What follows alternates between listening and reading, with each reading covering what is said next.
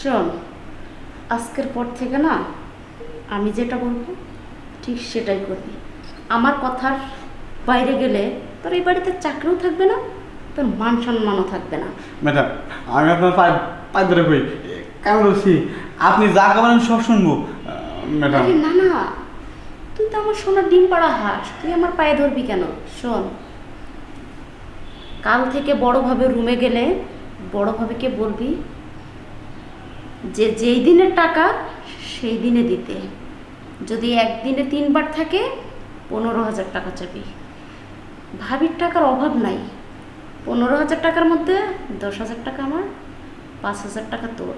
আর যদি তুই আমার কথা অনুযায়ী কাজ করিস তাহলে ভাবিকে একদিন দিবি, 2 দিন দিবি, তারপরে যেদিন তুই ফ্রি থাকবি, অনেক এনজয় করতে পারবো, সেই দিন আমি তোকে ডাকবো।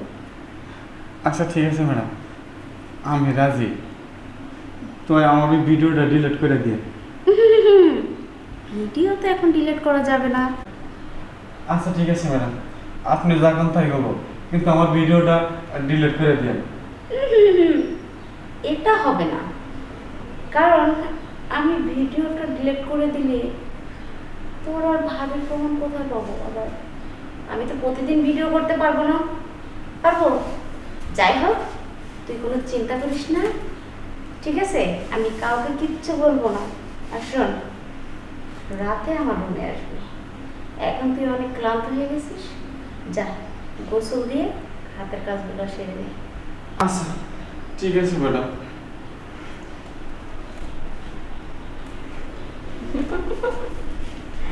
এটা হলো টেকনিক। এই টেকনিকটা যদি আমি না করতাম তাহলে তো আমার তো আর ইনকাম আসতো না। মোবাইল তুমি ধরল, তোমাকে দিয়ে আমি এখন প্রতি মাসে আর্নিং করব। যাই, ভাবির উত্তেজনা আর একটু বাড়িয়ে দিয়ে আসি। কাট।